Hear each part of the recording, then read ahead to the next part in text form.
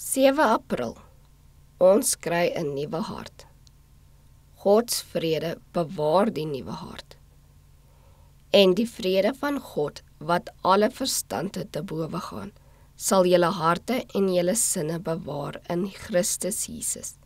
Filippense 4 vers 7.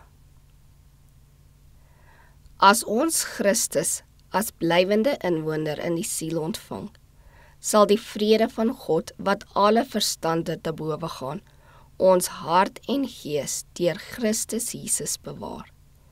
Die Heiland se lewe op aarde was, ondanks dit deur stryd omring was, 'n lewe van vrede. Wanneer woedende vyande hom gedurig agtervolg het, het hy gesê: "Hy wat my gestuur het, is met my. Die Vader het my nie alleen gelaat nie, omdat ek altyd doen wat hom welgevallig is."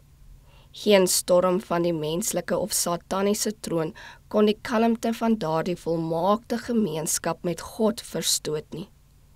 En vir ons sê hy: "Vrede laat ek vir julle na, my vrede gee ek aan julle. Neem my juk op julle en leer van my, want ek is sagmoedig en nederig van hart, en julle sal rus vind. Dra saam met my die juk van diens ter verheerliking van God en die verheffing van die mensdom.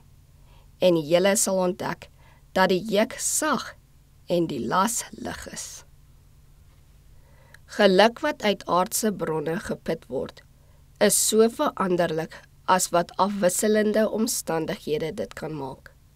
Maar die vrede van Christus is 'n besteändige en blywende vrede. Dit hang van geen lewensomstandighede af nie van die hoeveelheid wêreldse goedere of die aantal wêreldse vriende nie.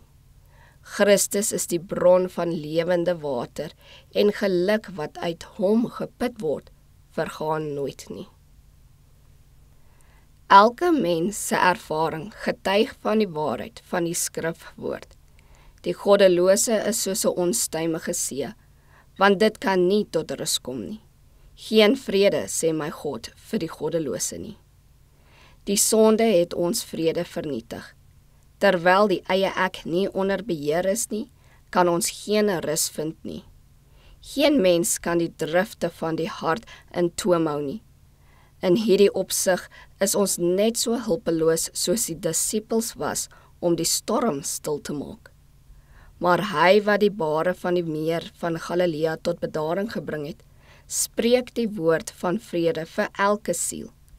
Hoe kwaai die storm ook is, sal diegene wat hulle tot Jesus wend, redding vind. Sy genade bring die menslike drif tot bedaring, en in sy liefde vind die hart rus.